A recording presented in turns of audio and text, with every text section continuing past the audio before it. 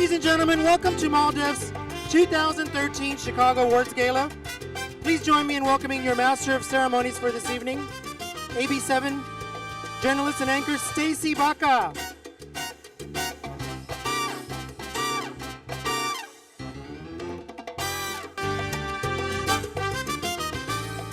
Good evening, everyone. How are you tonight?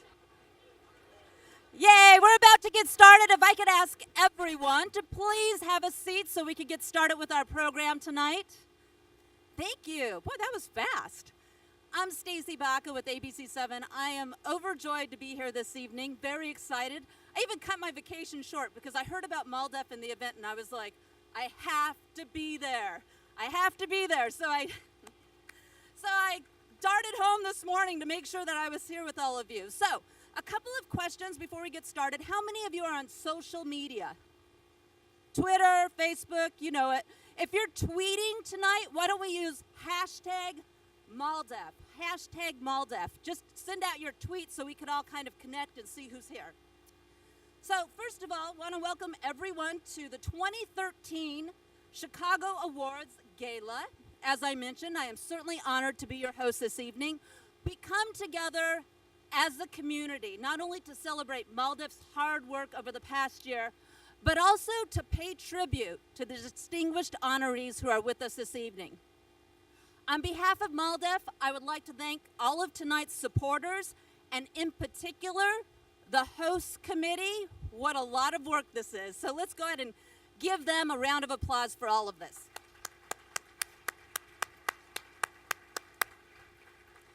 Tonight, of course, would not be possible without all the support. MALDEF, a little history lesson, was founded in 1968, a time when the Mexican-American community was definitely being subjected to blatant discriminatory treatment. A group of brave lawyers, I can only imagine how challenging this would have been at that era. A group of brave lawyers united to combat the injustices, and MALDEF was formed at that point. We have made significant gains in the area of civil rights in this country, still have a long road ahead. If any of you have been following the news, even today in the last couple of weeks, MALDEF will continue to fight the good fight. The truth is that Latinos have been an important part of our nation for well over a century and a half. The Latino community has a robust historical record of patriotic service to the United States with significant, albeit too often ignored, representation among our nation's military heroes. And as a military wife, this subject is so important to discuss, to talk about, to recognize. The patriotic record continues to the present too, as immigrants and native-born Latinos take up public service in uniform, in so many different forms, including courageously stepping forward to defend our constitutional values against efforts such as unfair and discriminatory laws that would undermine those unifying national principles. I ask that you please stand for a short film titled America, Our Home.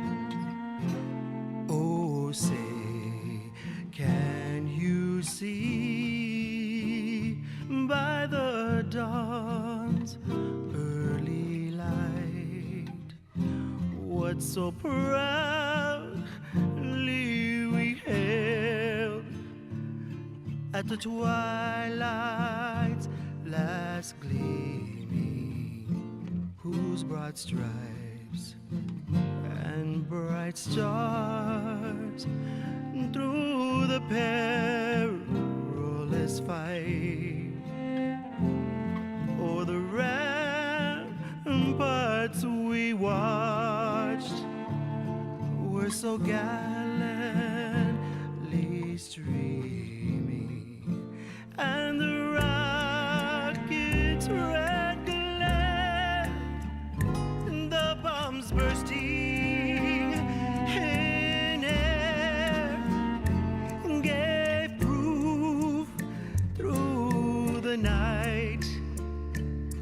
that our flag was still there.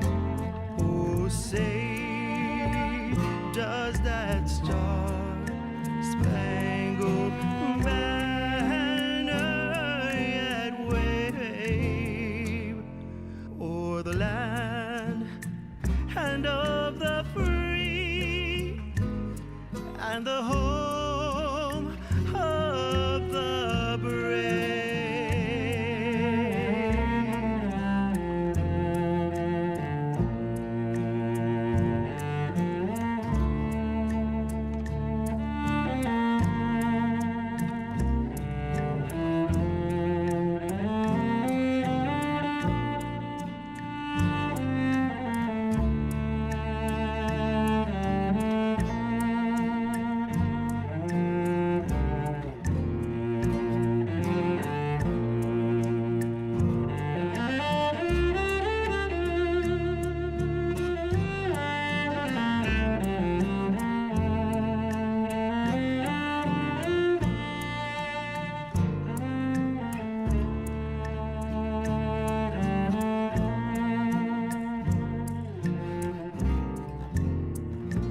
And the rocket's red glare, the bombs bursting in air, gave proof through the night that our flag was still there. Oh, say, does that star-spangled banner yet wave o'er the land and of the free and the home of the brave?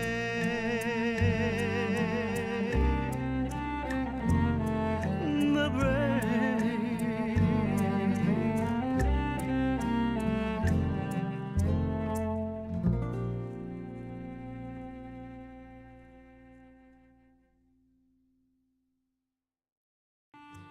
That always brings tears to my eyes, just knowing the military contributions so many Latinos and Americans make.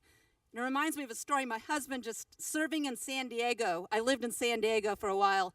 And knowing that even within his own command, there were sailors crossing the border, living in Mexico, crossing the border to get to work in the U.S.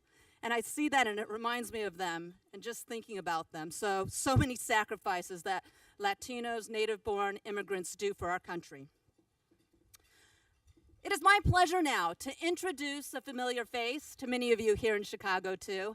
Alonzo Rivas oversees MALDEF's legal and policy work in the Midwest. So ladies and gentlemen, please welcome MALDEF's Regional Counsel, Alonzo Rivas.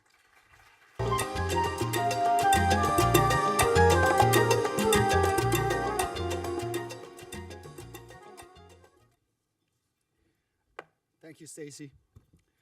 I want to begin by thanking those who helped make this event possible tonight. Our GALA chair, Exelon, our co-chair, Walmart, our legal chair, Sidley and Austin, and each and every one of you, our sponsors and benefactors, for continuing to support our work throughout the year. I also want to express my appreciation to the 2013 GALA Host Committee for all your hard work to ensure the success of this event.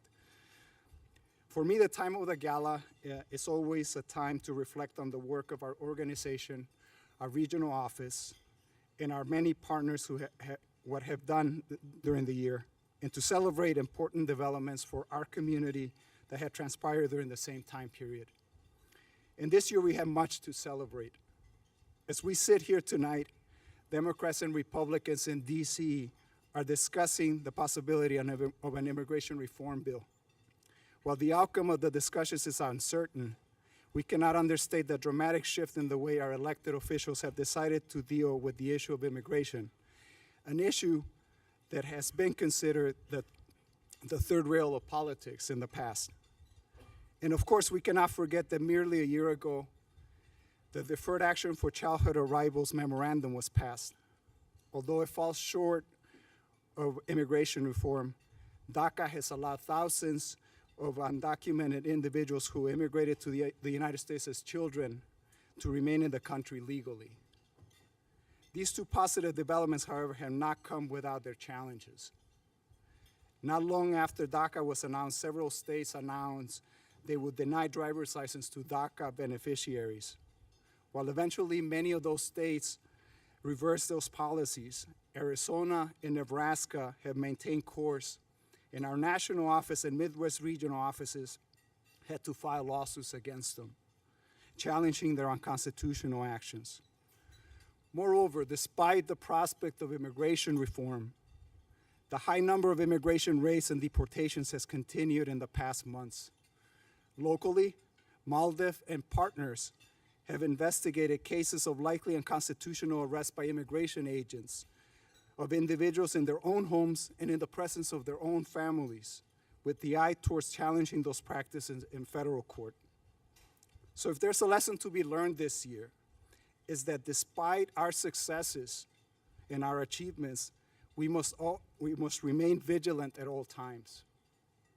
Before I conclude, I would like to thank my Midwest regional team, Claudia Enriquez, Irene Padilla, Isabel Reyes, Jorge Sanchez, Rocio Santos, and Aaron Cibergera for the hard work they have performed this year. I thank you all for attending tonight's gala. And now, it is an honor to introduce tonight's chair and great partner of MALDEF, Exelon. Exelon has served as an exemplary model for many corporations. Exelon has worked to strengthen communities not only through monetary contributions, but also by volunteering and investing to increase opportunities for youth through education and science. Here to represent Exelon and to speak to the values of the company is Fidel Marquez, Senior Vice President of Government and External Affairs at ComEd.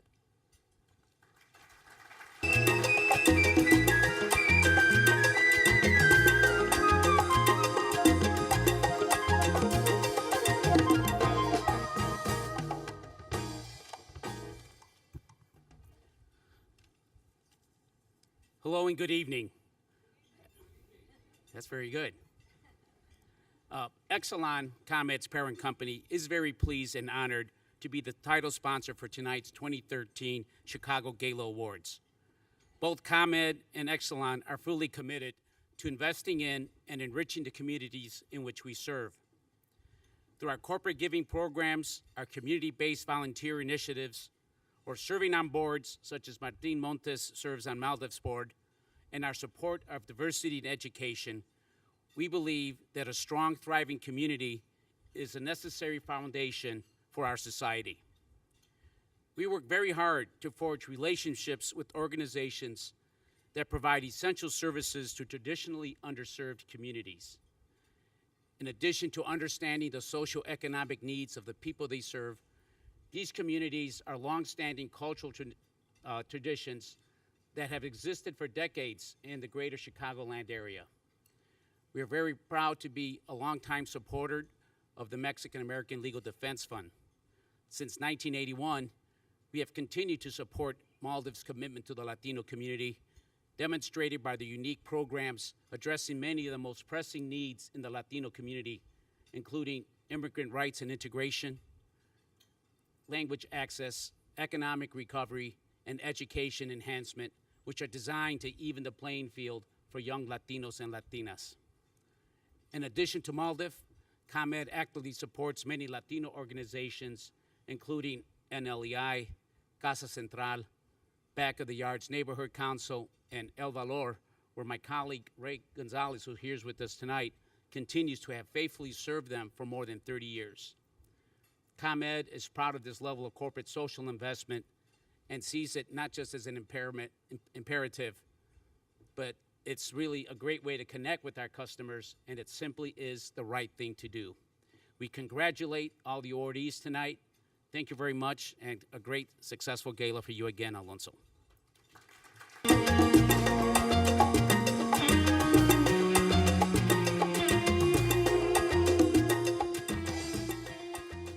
Obviously, want to thank Alonzo, of course. Congratulations on a job well done on the legal side of the house, and also look forward to hearing about all the victories coming up, too, in the next year or two. I need to give you my business card. A few news stories, I'm sure, and all of that. Can you guys hear me okay? Do we need to turn up the volume a little bit? Okay, can we get a little bit more volume up here?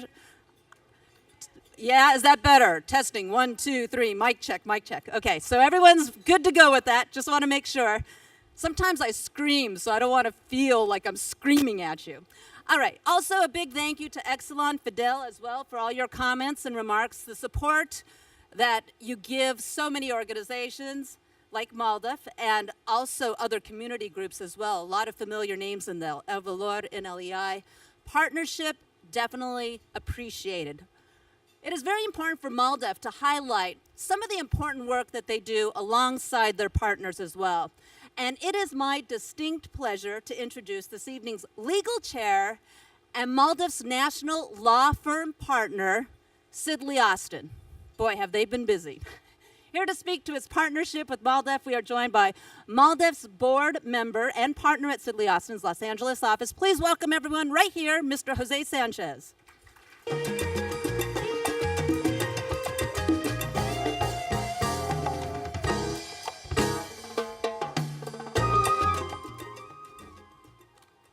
Good evening, everyone.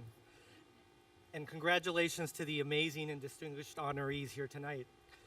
It is my pleasure and honor to serve MALDEF and our community during the last 4 years as a board member. Consistent with Sidley's longstanding commitment to pro bono work, and through the help of our foundation, we at Sidley also are honored and proud to financially support MALDEF's critical work by financially supporting MALDEF through being a national law firm partner, as well as being the legal chair for this year's Chicago Gala dinner. The MALDEF attorneys and other professional staff inspire all of us with their dedication, hard work, tenacity, smarts, and resolve. You see this when you work together with them on a case. We at Sidley are thankful for the opportunity to work with MALDEF and help in our own small but meaningful way to advance MALDEF's mission.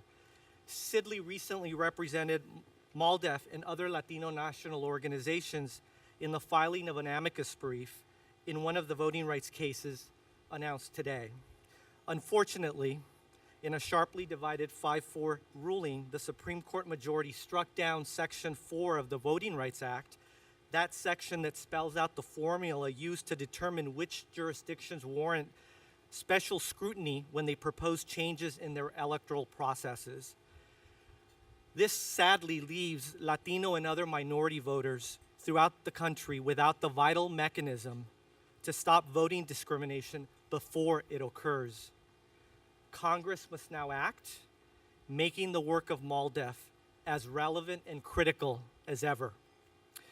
This labor-intensive work will be in addition to all of the other critical work areas that MALDEF is already working on, such as challenging misguided state and local immigration laws that target our newer members of our community. With all of these challenges also come opportunities, as we all know, for organizing and politicizing our community. MALDEF is working tirelessly, as you heard from Alonzo, to shape immigration reform that is fair and responsible. But as we all know, all of this work requires large amounts of resources. While we thank all of you for your pro bono work and financial support throughout the year, MALDEF needs more of all of us. We need law firms to step up and become national law firm partners. Currently, Sidley is the only one, but with your help and commitment, we will work to change that in the coming year. And while we are thankful to all of our corporate sponsors here tonight, our community needs each and every one of us to reach into our personal pocketbooks and invest in this amazing organization. It is not enough that we come to this dinner to celebrate in MALDEF's accomplishments, which, as you have heard and will hear, are many. MALDEF is your law firm, our law firm, and we need to invest in it. I remember a few years back sitting where you are and hearing that message from Antonia Hernandez, who was being honored at the time, the former president and general counsel of MALDEF. Her call to action was powerful, but it is still unfulfilled. It's simple. In order to keep the doors open for those next to us and behind us, we must commit personally to invest in MALDEF's work and thereby ensure that all of our community's voices are heard and that the American dream that was available to us is available to them. Please donate. Muchas gracias.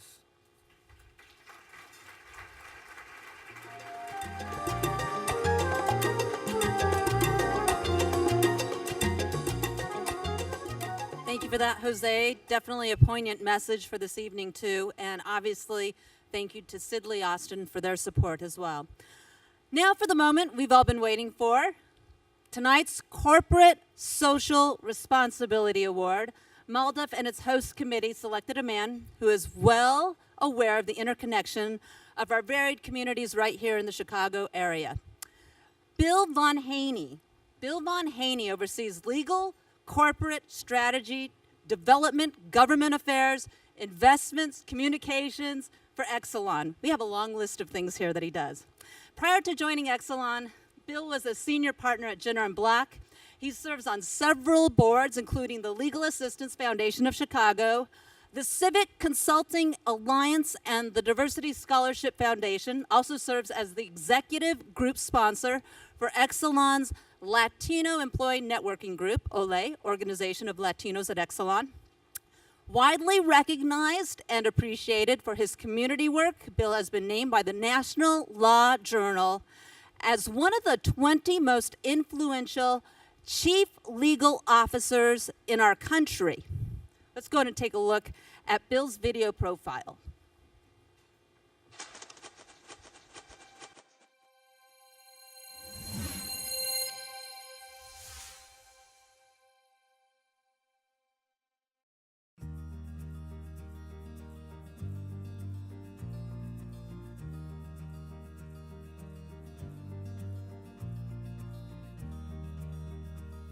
I had just recently been hired by Exelon Corporation as their Vice President of Diversity, and one of the first individuals, executives that introduced themselves to me was Bill Von Haney, and at the time he was the General Counsel, and he came in and introduced himself to me and said that he wanted to partner with me on advancing diversity within the company.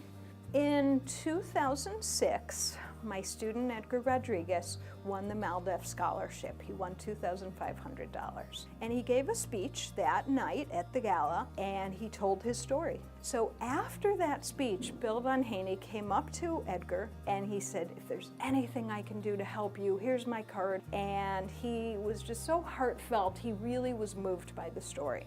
Bill and I both have the same personal philosophy, and that philosophy is every child in America has greatness in them. And it's up to people like us to ensure that every child has that opportunity to achieve that greatness. That's the person that Bill is. Bill basically adopted Edgar, and he has made sure, he's taken a personal interest and made sure that this boy made it. And I would say Bill has certainly touched many Latino lives through the Edgar example. Many people know, that he's corporate man, many titles, and how executive he is. I mean, as a successful man, in the business. But in reality, Bill Von Haney is pure love, kindness, and a person that truly believes in others. And you don't see that in many people. What sets Bill apart from other executives is not only does he speak to fairness and to diversity and inclusion, but then he puts it into practice. And let me give you an example. Because of Bill's involvement, you see our Exelon executives more involved in social responsibility. We have a program where our executives have to volunteer for at least 2 organizations.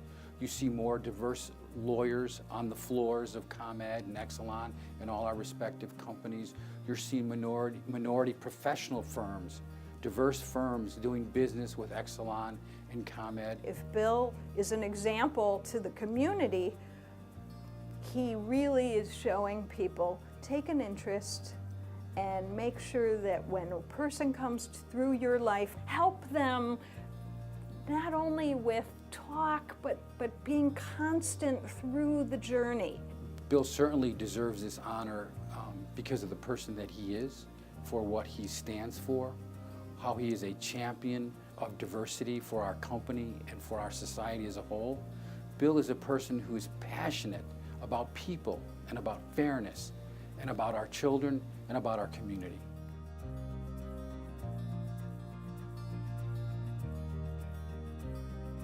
Unfortunately, Mr. Von Haney was called away on a last-minute, urgent business trip out of the country. I know, I was talking to his wife earlier. He did absolutely everything he could to be here, but the business meeting took over. So tonight, to accept the award on his behalf is his wife, Nikki Zoller. Let's please give her a warm welcome.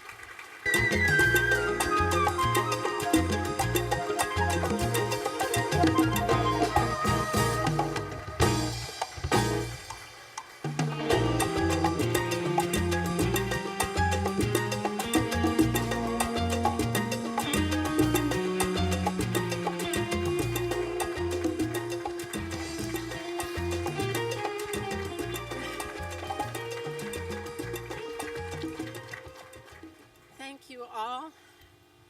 It was supposed to be really easy for me to just come up here and read what he asked me to read. But as you can see, I'm the living example of Bill Von Haney and affirmative action. So,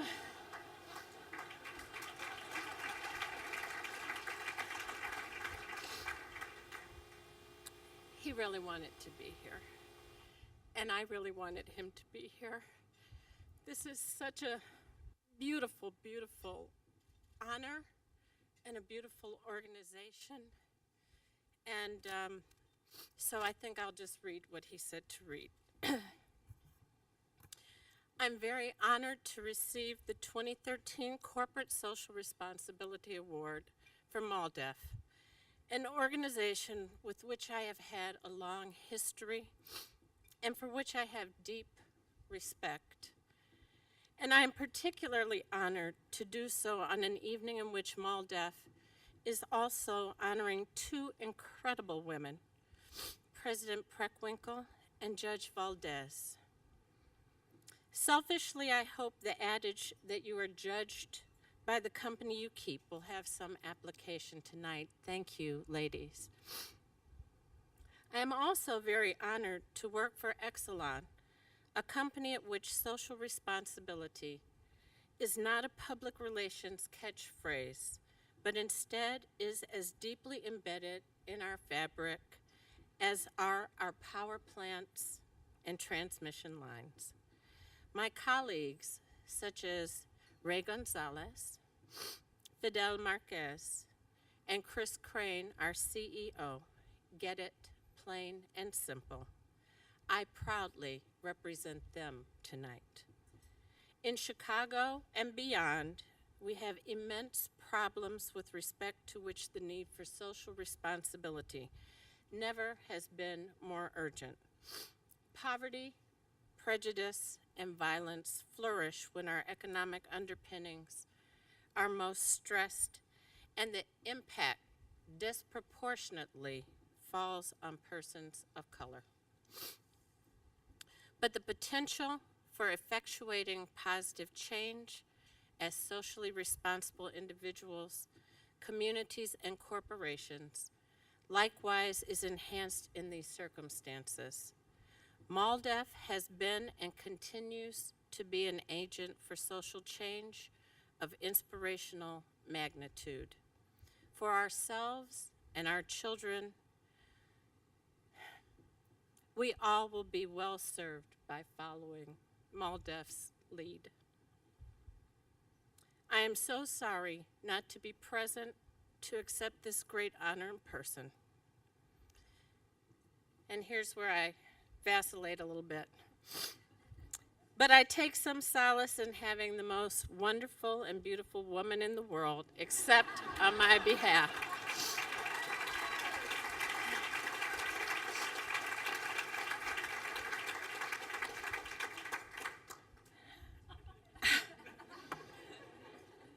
I don't know that I concur in that opinion, but I do know that he thanks you all from the bottom of his heart, and I from the bottom of mine. Thank you.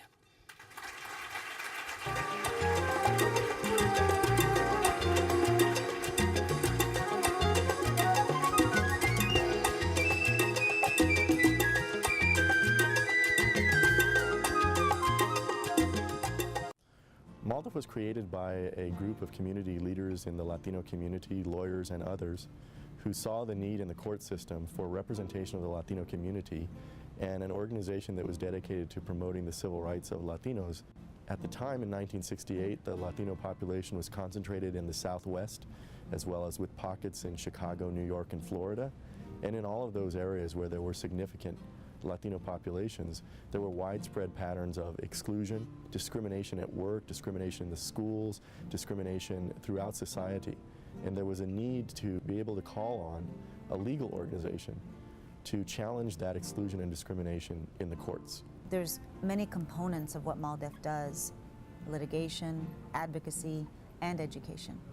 And MALDEF has been uncompromising in its efforts to advance the education levels of Latinos in America. Our effort is to ensure that every Latino has the rights guaranteed them by the Constitution, whether that's in education, or in employment, or in voting, or in ensuring that laws don't target Latinos or others based on their immigration status or their assumed immigration status. As we all know, the anti-immigrant rhetoric hits across the board and has had such tremendous impact. But the work that MALDEF has done in showing that this Constitution is to work for every single one of us has been so very effective. And it's unfortunate that we have to go to this level, but again, our civil rights are not going to be won by just talking about it. It's going to be about taking the kind of legal action that we need to take in our courts. But if you don't have MALDEF and the kind of experience and tenacity and devotion of lawyers, as well as the talent of those lawyers, nothing will change. And our community benefits by MALDEF's work.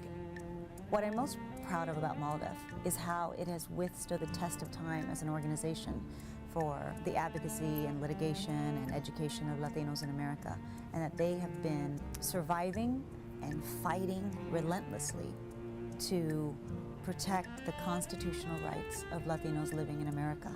I take pride in that. I take pride in knowing not only I'm a board member, but knowing that our community is in great hands.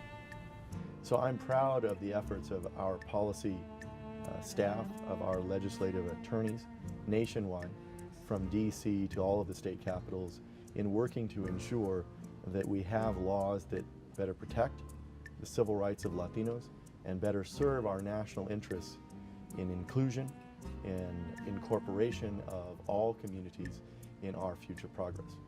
But we also recognize that the opportunities to push back on those who would seek to restrict the rights of Latinos, who would seek to restrict the application of our longstanding constitutional principles and values, those opportunities, coupled with the challenges of a growing demand for our services, is something that the dedicated staff of MALDEF is looking forward to pursuing with great vigor throughout this decade.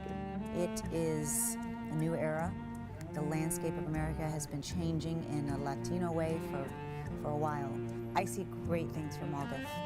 The future is bright for MALDEF. They have proven time and time again that they are the first organization to take action legally and say, we are going to protect our community through the Constitution of the United States. Great things lie ahead. Every challenge that is going to face the Latino community, MALDEF welcomes it. Ladies and gentlemen, please welcome Stacy Baca.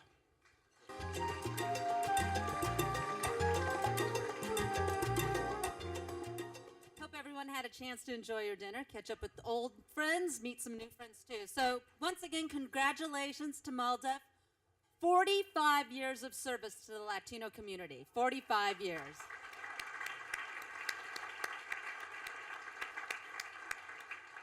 That's a wonderful video too. It just gives you the feel and flavor of everything they do. Sodexo is one of MALDEF's national partners, has supported the organization for many years in several different ways too. So most recently, Sodexo has enabled MALDEF to integrate a nutrition and health component into its parent school partnership program. This is nationwide here. For the past 4 years, Sodexo and MALDIF, they have partnered together to offer health and wellness training to PSP parents and to children. This is to combat childhood obesity, so many different important issues and health issues in the Latino community here in Chicago. So to speak to this important collaboration, please welcome Sodexo's Vice President of Diversity Relations, Lourdes Diaz. It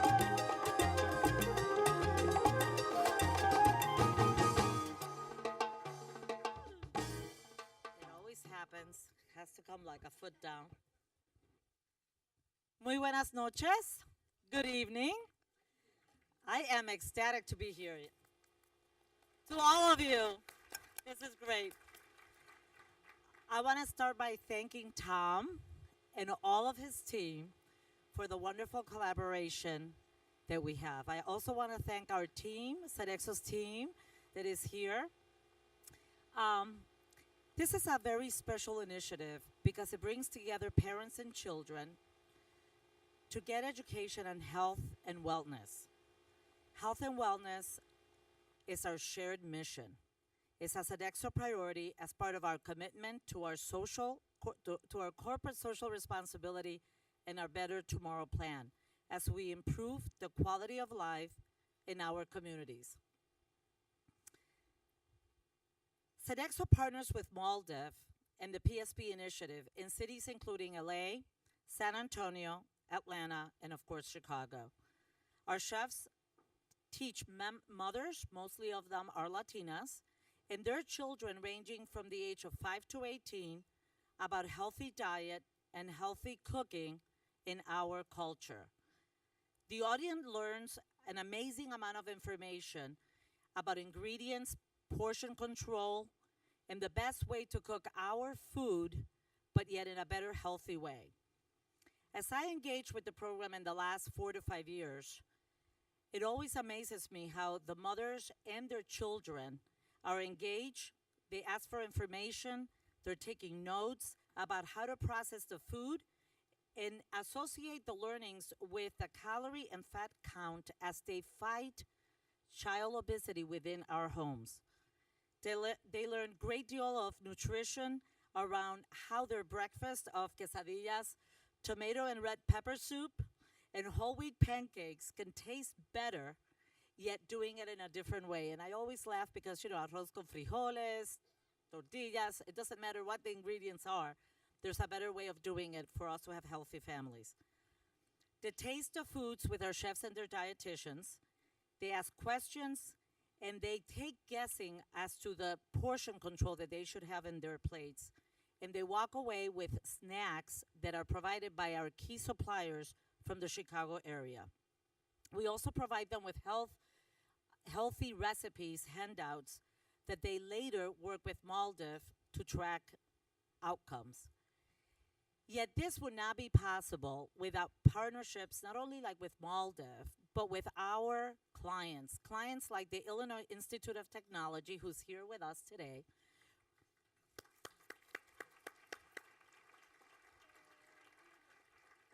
where we actually host many of the PSP programs along with MALDIF.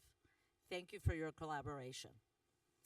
This is just one of the many ways that Sodexo improves the quality of life within the companies that we live, we work, and we serve.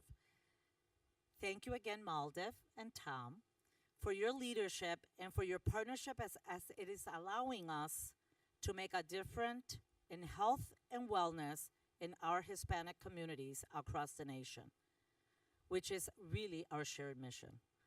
Thank you for the positive impact that the PSP program is having in fighting child obesity and other health challenges like diabetes and cardiovascular issues within our Latino families. Thank you for having me tonight.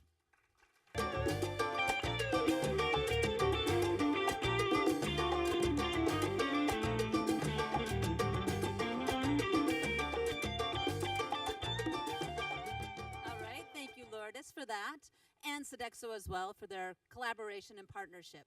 Now, moving on to the next segment here, MALDIF's Excellence in Government Service Recipient. someone of unquestionable veracity, tenacity as well, I would add to that. She's been a dedicated community leader for over 2 decades, and through collaboration, she has worked with county boards, elected officials, county employees to implement reforms to reshape county government. President Toni Preckwinkle was elected to the Cook County Board in November of 2010. Can't believe it's 3 years have flown by almost here. And the first woman to hold that position as well. She has worked tirelessly to meet the diverse needs of her constituents, so please direct your attention to the screens on a piece here about President Preckwinkle.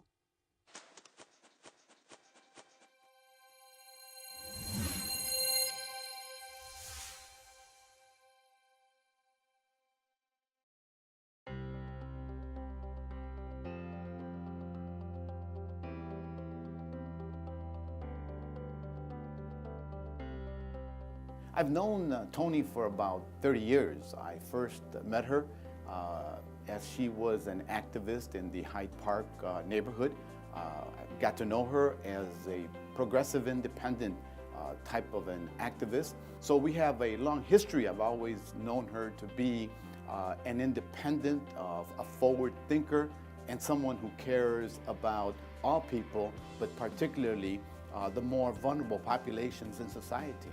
President Preckwinkle started off her career as a school teacher, teaching history. And she saw so many needs in her community that she was compelled to get involved and to engage in public service. When Toni Preckwinkle assumed the role of president of Cook County, she was a breath of fresh air, a strong one at that. And as a result, Cook County government is no longer adrift. It has set a course for stability, it has set a course for sustainability with transparency and a policy of equity for all of the communities in Cook County. The president has made some incredible decisions that have been, in some cases, unpopular. But the fact of the matter is that she cares about what's in the best interest of the residents of Cook County. And so if, to be on the right side of an issue, she has to face challenges, she will do it because she knows in the end it's what's important for the community. Over the past year and a half, there was a controversial issue having to do with immigrants' rights, the rights of people detained who are undocumented in Cook County. Toni Preckwinkle has shown a real commitment to the Latino community, to the immigrant community, by saying that she believes we're all equal and the government of Cook County will guarantee that right for everyone who lives here. That's why I'm so delighted and privileged to be her friend and her ally on the Cook County Board. Toni has been an incredible ally to the Latino community. She has always supported the issues that affect us, whether it's immigration reform, whether it's public health and access to health care or education. And she has worked closely with all of our Latino political officials and our Latino community leaders to make sure that she is directly addressing their concerns. She relates to ordinary people. She is about changing the status quo. She doesn't take no for an answer, only in very rare instances, and mostly she asks the question, why not? And can't we do it sooner? Toni Preckwinkle is the epitome of a change agent. And that's why MALDEF is proud to present its Excellence in Government Service Award to Cook County Board President Toni Preckwinkle.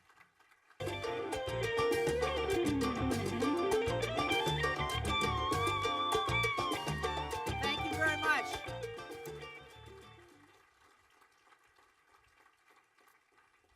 Thank you very much, and good evening, everybody. I'm very pleased to be here tonight. Let me acknowledge first, before I go any further, first of all, Commissioner Chuy Garcia. Where did Chuy go? Thank you. Thank you for your kind words, Chuy. I appreciate it. And Commissioner Eddie Reyes, thank you very much for being here. We appreciate it. I'm grateful for both of them for their support in the Board of Commissioners for the good work that we've tried to do over the last 2.5 years. I want to acknowledge my staff, Carlos Ponce, who's Deputy Chief of Staff, and Doris Salomon, who you saw in the video. And I think Viviana Martinez and Sochi Flores are here with us as well. Thank you.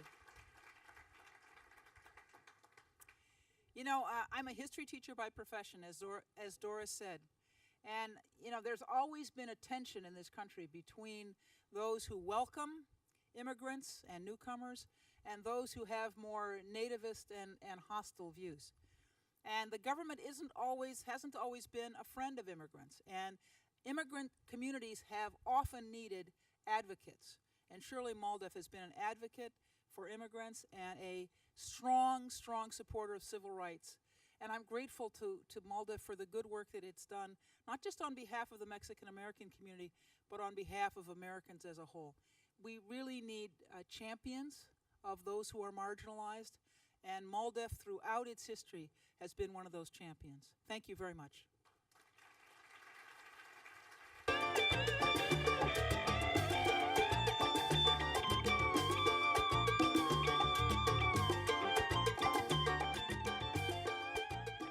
Obviously, congratulations to Cook County Board President there, Tony Pratt-Winkle. Obviously improving the Latino communities, the challenges that we face, and making those tough decisions. The next honoree is a person who you're probably familiar with as far as fighting the good fight as well. She is a trailblazer whose great work has left imprints of positive change in our community and has brought Latina voice into the U.S. district courts. I love that.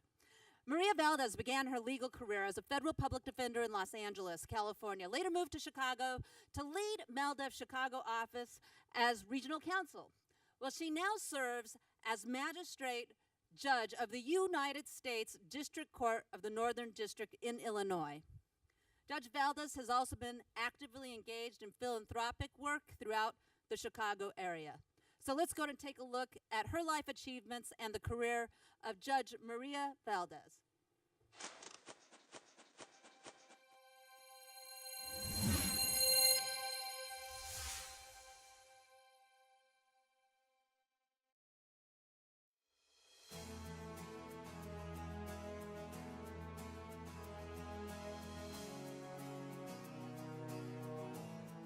Maria and I met in 1992. I was serving as the Director of Professional Development for Maldeff, and Maria joined the organization as the Senior Staff Attorney. We immediately hit it off. My first impressions of her was that she was an extremely brilliant and dedicated and driven Latina. She was a strong Latina. I met Maria because I had left Maldeff in 1991. And I kept in touch with the office, seeing the new attorneys who were coming into the office. In 1993, learned that they had hired a California attorney. And I instantly sized her up as somebody who would have a great career in Chicago. I think that she's passionate about the law because of where she came from. I think that she wants to make sure that she can make a difference in this world, that people like her can have access to education, can have access to jobs, can have access to economic prosperity. And I think all of that is as a result of her experiences as a young woman, growing up in East LA, and as a professional who really worked her way through the legal system. I think it speaks volumes for Maria that she became a federal public defender. She always has wanted to do something other than just make money with her legal ability. She has the public interest in mind, and then to go from that to principally working for Maldeff and now working for all citizens on our court. We are all, as Latinos, and myself as a Latina, we're incredibly proud that Maria is the first federal magistrate judge in the Midwest.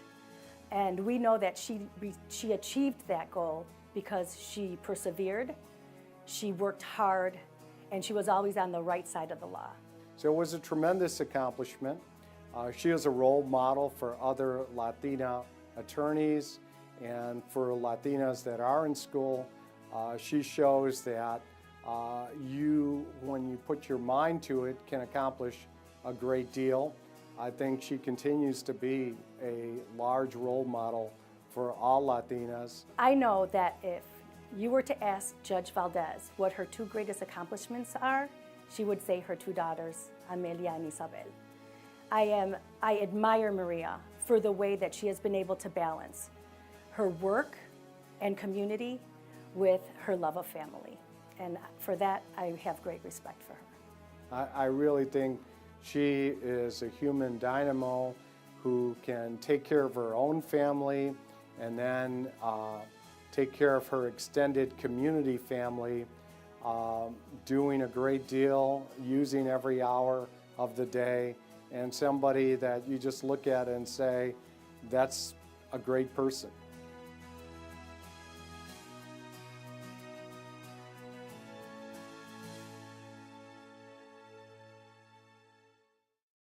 Maldiv rarely honors its own, but obviously is very proud to honor the judge with the recognition Excellence in Legal Service Award goes to Judge Maria Valdez.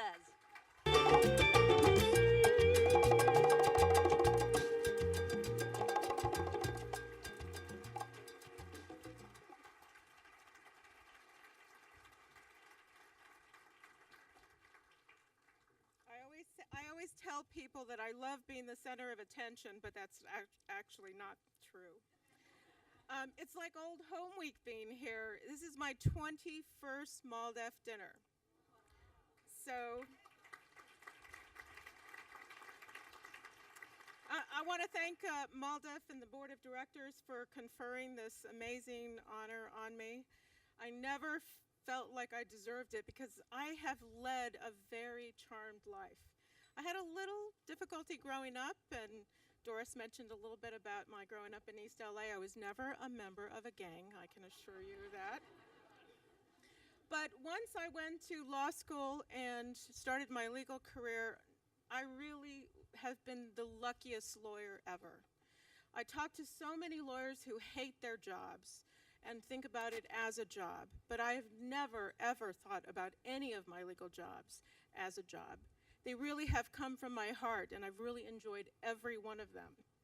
If I had any success as a litigator, it really began with my very first job as a federal public defender, because I had an extremely lazy supervisor. The moment I walked in the door, I became lead counsel in all my cases. I literally had a trial the very first week because he didn't want to do it. He had a motto and this was truly his motto: always ready, never prepared.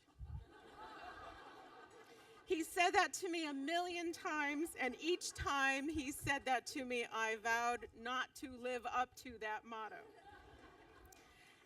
In my second job, though, I had a much better supervisor, and that was when I moved to Chicago in 1992 and decided I wanted to do something other than criminal defense. I wanted to get into civil rights litigation. I went on the internet and I looked up MALDEF's address, because yes, there was an internet at the time, and it was the green screen, I believe. And I just cold called the office, and lucky for me, I did not get a receptionist. I got Arturo Jauregui answering the phone. Hello, this is MALDEF. And I said I was wondering if you have a job opening. I'm a lawyer and I'd like to work in civil rights litigation. He asked me to come down, and he hired me pretty quickly. He was an exceptional supervisor. Where is Arturo?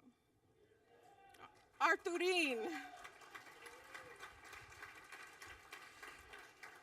Everything my first supervisor wasn't, Arturo was. Providing me direction and leadership, but more importantly, letting me go off when I needed to go off and learn things on my own. And when I look around the room, it's all old home week. There's a number of mentors that I've had throughout my career that I want to acknowledge. Obviously, Arturo, and I want to acknowledge Matt Piers. I don't know if Matt is here. I do want to acknowledge Judson Minor if he's here. Where's Judd? I actually had the best time litigating with Judd. Nobody has ever said that, ever. Because the fun that I got to see when I sat back and watched him and Joe Pels of Jenner and Block go at it for 10 years was just phenomenal. But we had lots of fun, and Judd was an incredible mentor to me and taught me a lot about civil litigation. We also have an old friend, a mentor, a former boss, a former colleague, Tom Sines, the president and general counsel. I met Tom in 1993. He had gray hair back then. He had just come off of his clerkship. He was a young upstart, and he was amazing, and he continues to be amazing. He was a colleague, a coworker, and then he became my boss. He was a really hard boss, so I really liked him much better as my coworker. But I'm really proud to call him a friend after all of these years. The work that I did at MALDEF has stayed with me and will continue to stay with me. And today, as I read the paper about the Supreme Court's decision on Section 4, I remember all the work that MALDEF had allowed me to do. And I say that because, can you imagine, I was able to sue many people in this room, represent many people in this room, and have the best time doing it. For 15 years, I was able to litigate voting rights cases along with Denise Hewlett, my counterpart in California, and the incomparable Nina Perales, who remains incomparable, litigating cases on behalf of MALDEF today.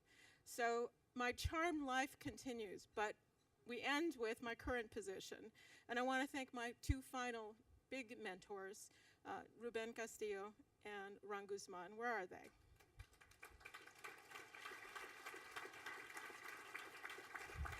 I have a very short story about Ron Guzman because when the short list for the magistrate judge had come out, I heard this story from his law clerk. His law clerk, they were talking about it, and his law clerk said something like, you know, I think he asked her, do you know this Asian individual, because she was of Asian descent? And she said, well, no. Do you think we all know each other? Like, do you know Maria Valdez? And he said, yes, I do. So Ron, without knowing much about me other than my general reputation, along with Judge Castillo, really mentored me into the magistrate judge process, and I wouldn't be here if it wasn't for them. So I want to thank them publicly once again for all of that. Now, with all my my work that I've done, I think Doris is right. The only thing that will ever make me get teary-eyed is talking about my children, who are not here because they didn't think it was a big deal. They honestly don't think I'm a big deal. I'm the one that they beat on Just Dance on Wii. I'm the one that makes them dinner. I'm the one that does their laundry. But I secretly heard them say to their friends, my mom is super cool. She gets to have people arrested. And finally, I want to acknowledge a group that means very much to me. I left my family in Los Angeles many, many years ago, but I started a new family here. My 8 sisters. Most of them are sitting in that table over there. We've known each other for so many years. We see each other often. They always, always remind me that success may be fleeting, but friendship is forever. Thank you very much.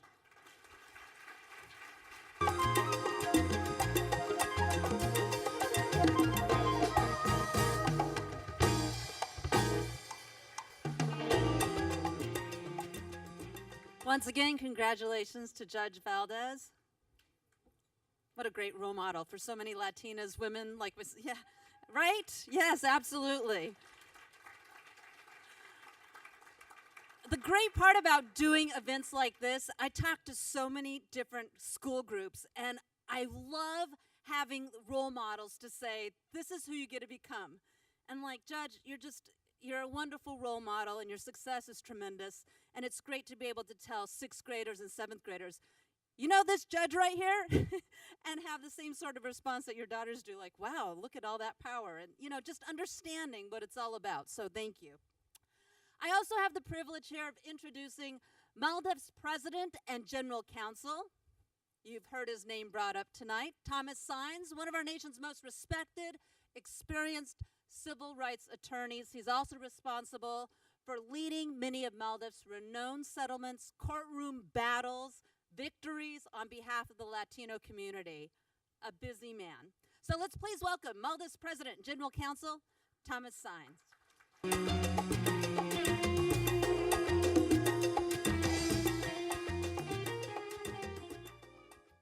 Good evening, and thank you all for being here. It's a special evening. I want to begin with some important expressions of gratitude. First, to Stacy Baca. Thank you for your exemplary turn as our Master of Ceremonies. You kept us on time, you kept us on message, and you kept us inspired. Second, for this wonderful evening, I need to acknowledge our team responsible for organizing, for putting together the program, for making sure that all of you would be here. Let me acknowledge David Damian Figueroa, Cynthia Gutierrez, Stephanie Loera, and the rest of the team who put together this terrific gala.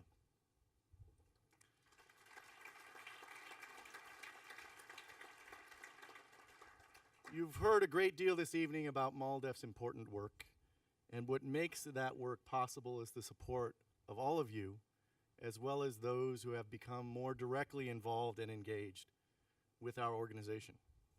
You've heard this evening from one of our board members, Jose Sanchez. There are other board members and former board members here. I'd like to ask the board members and former board members to please stand and accept our gratitude, my gratitude, that of the staff and the rest of us here, for your ongoing support of our critical civil rights work. Board members, please.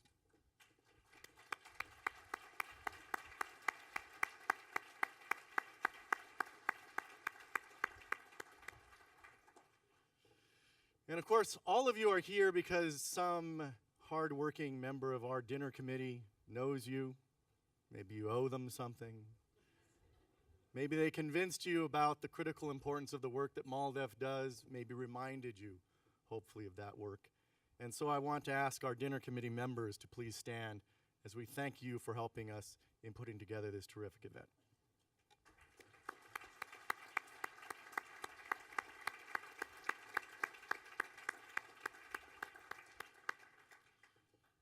You heard earlier from our regional counsel, Alonso Rivas, whose dedication to our work, whose quiet, steadfast commitment to serving the entire Latino community throughout the Midwest, not just in Chicagoland, but beyond, really has led to a rebirth of the Chicago office with a docket that includes cases of clearly national significance, defending the rights of immigrants, facing dastardly ordinances in Nebraska, defending the rights of those here in Illinois who face actions that he described by overzealous, unconstitutional enforcers of our federal immigration laws, stepping forward and working in coalition to create a strong force in support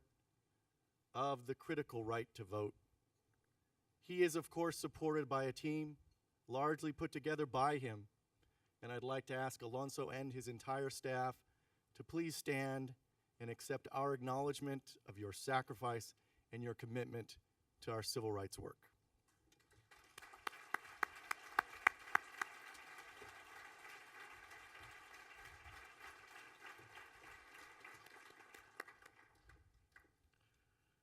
And finally, of course, what made this evening particularly special was the tremendous honorees that we had the great fortune to entice to come and accept acknowledgement from this community for their life's work in support of justice, in support of community, in support of civil rights.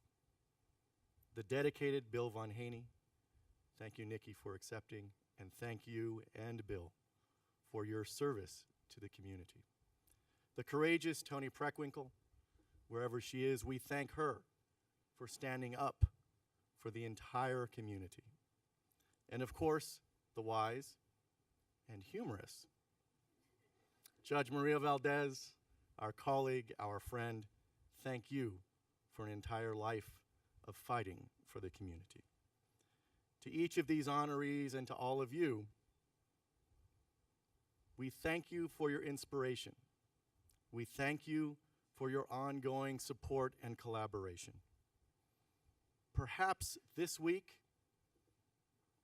the last 8 days, 10 days, epitomizes better than any other period of time the critical importance of MALDEF's work. In the last 8 days, the United States Senate has taken significant steps toward enacting immigration reform that will acknowledge, that will recognize, that will ultimately provide full legal protections to the millions who have contributed to our country year after year, raising families, providing work, providing leadership, and done so without the protections of our Constitution. This is a milestone. This week, the United States Senate will pass immigration reform to acknowledge those millions. And that is the best example of the critical importance of the work that we at MALDEF, together with so many allies in this room and beyond, are engaged in. Of course, we also have, in these last 8 days, some critical pronouncements from the United States Supreme Court. Indeed, as I review what has happened in the last 8 days, and in particular, 3 cases of particular importance to MALDEF, where we have participated, either as lead counsel or amicus curiae, what we have seen could fairly be described as the good, the bad, and the ugly from the Supreme Court. Now, it would be hard to assign each of those to one case, though I will do that shortly, because of course with this court, we seem to get a dose of the good, the bad, and the ugly in each and every pronouncement from them. That will of course continue tomorrow morning. We hope and expect to hear a chorus of good as the Supreme Court announces its opinion on marriage equality. We expect a chorus of good. But the 3 cases that I mentioned, the good came 8 days ago. In a MALDEF case, Arizona versus Intertribal Council of Arizona, the Supreme Court, by a somewhat surprising 7-2 margin, concluded once more that the state of Arizona, at least with respect to its legislating, is in serious need of constitutional remediation. The court rejected strongly an effort by Arizona to require new voters to present one of a limited set of documents not available to thousands and thousands of eligible Arizona citizens. But the state would have required all new voters to present documentary proof of citizenship before being allowed to participate in that most central element of our democracy. But fortunately, in a good decision, the Supreme Court concluded that our Federal National Voter Registration Act prevents Arizona from deciding to add additional requirements to voter registration for participation in federal elections. Of course, that good was somewhat leavened by the immediate reaction of forces that ought to know better, when 3 different United States senators, including Senator Ted Cruz from the state of Texas, a state whose population includes a substantial number of Latinos, fully 38% of the population.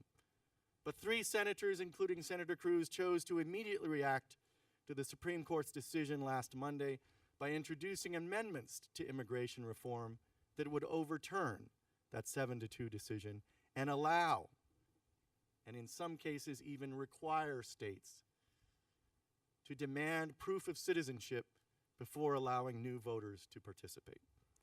Now, fortunately, none of those amendments will succeed. But that reaction gives testament to the challenge that we continue to face even in the aftermath of such a critical Supreme Court victory. That was the good. Yesterday morning, unexpectedly, so perhaps it would be unfair to characterize it this way, but yesterday morning, we heard the ugly. Ugly, but an outcome that was far more hopeful than we might have expected.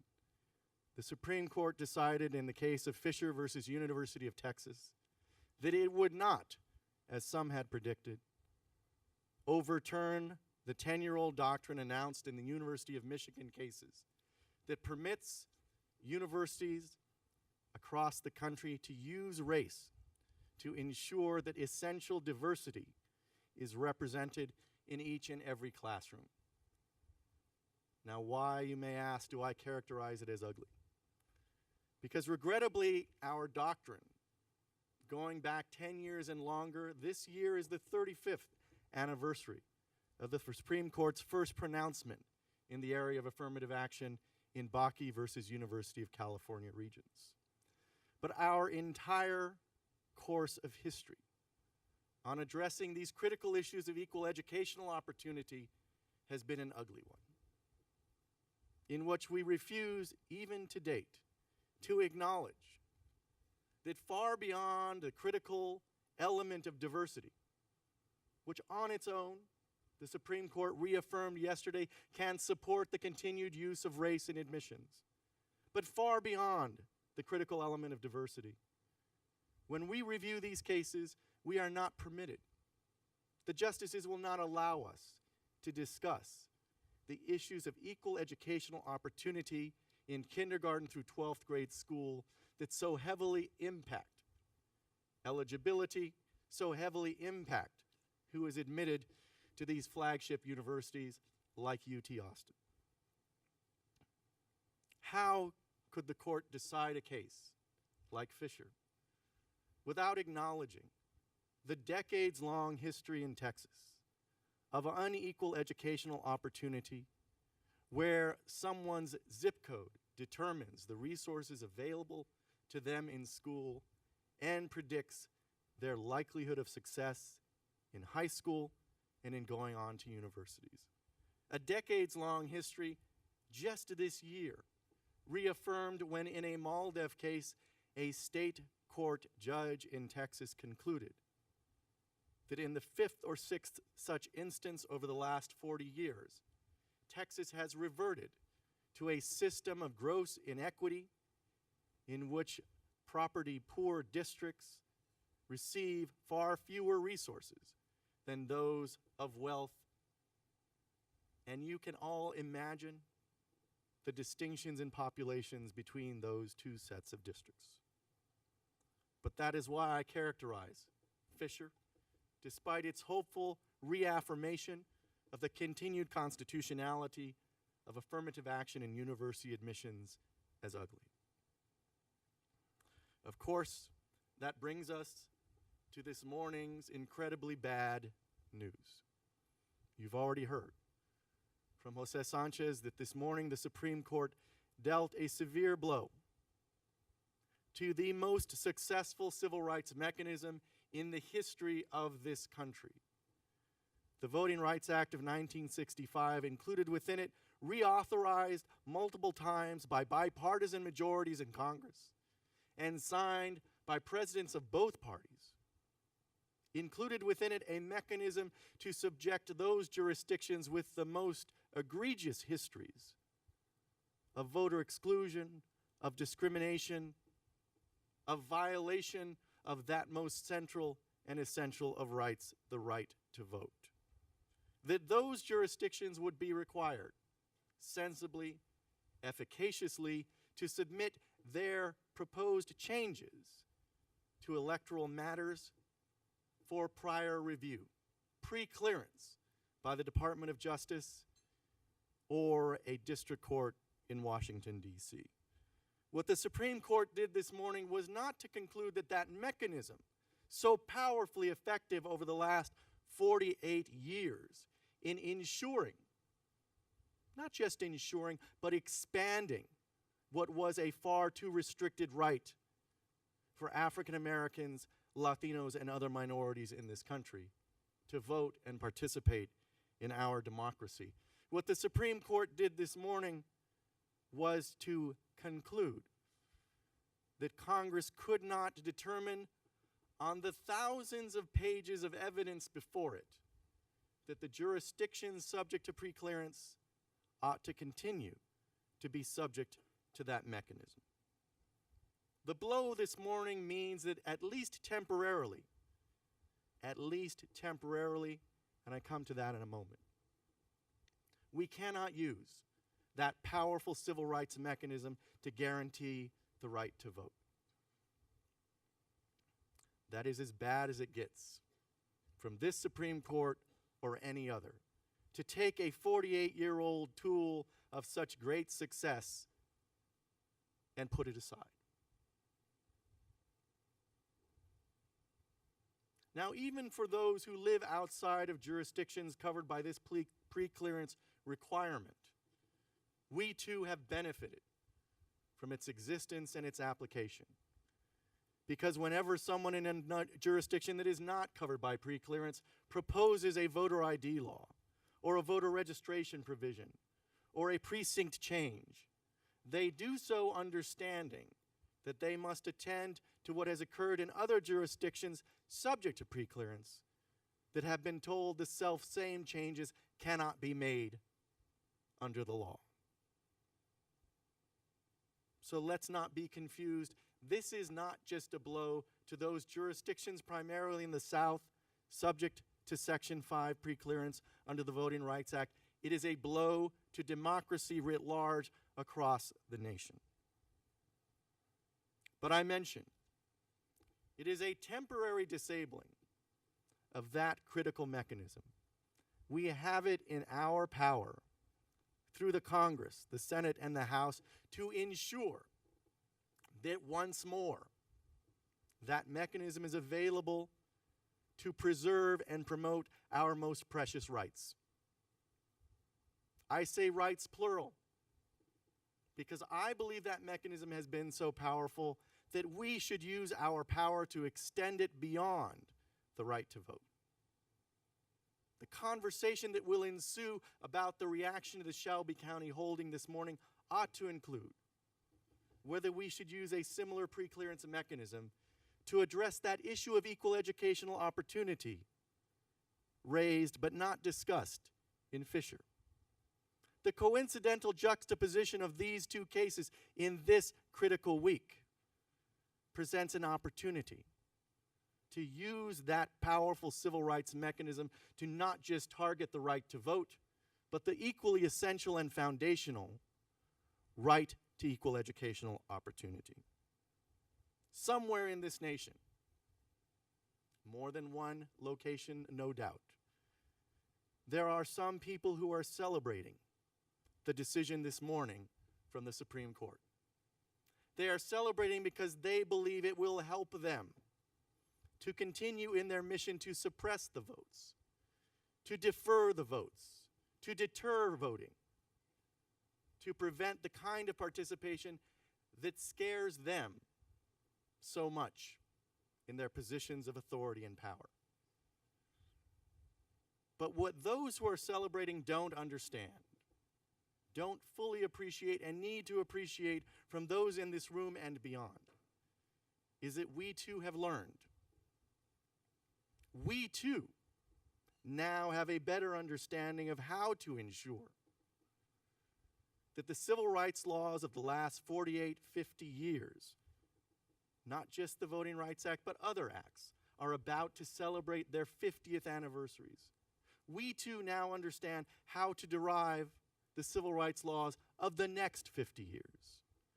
We can together put together the kind of criteria for coverage under preclearance in voting, in education, in other arenas, in a way to be most effective at ensuring maximum participation in our democracy, maximum opportunity for every child, regardless of where they live, regardless of their race, regardless of their gender, to succeed in this country.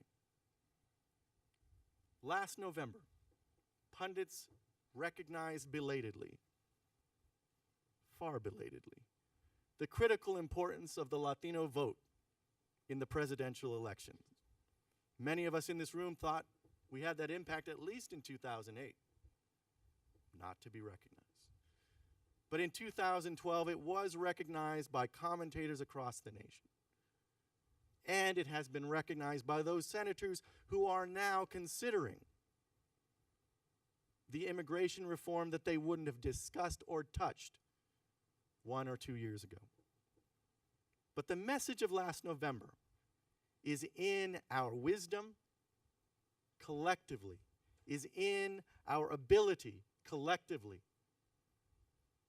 not just to determine the outcome of a presidential election, but to derive and enact the civil rights laws of the next 50 years that will most successfully respond to the exigencies of today, that will most sufficiently respond to the bad decision of this morning, that will ensure that our collective work of promoting the civil rights of everyone in this nation will see even greater success in the next half century. Now that vision, that belief, that last November is a harbinger not of future electoral outcomes, but of policy outcomes that will promote civil rights for all, is the epitome of MALDEF's mission, is the epitome of our work. Now that agenda is not achievable without the continued support, partnership, and collaboration of all of you in this room and beyond. Recognizing that, I thank you on behalf of those who have worked at MALDEF in the past, today, and in the future for your continued partnership in this tremendous and what I know will be hopeful endeavor. Good evening.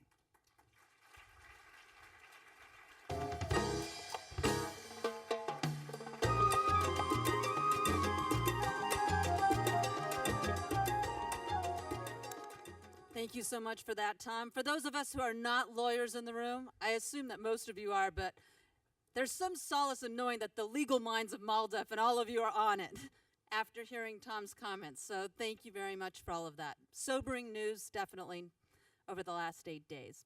So let's go ahead and give another round of applause as we wrap up this evening for each honoree and each recipient who is honored this evening.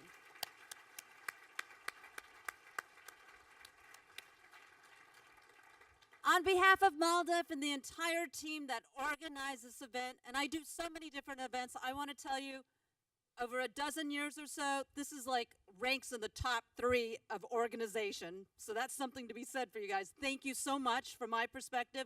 And thank you for all being part of this evening too. Have a great night, everyone, and thank you for being part of MALDEF's 2013 event and gala.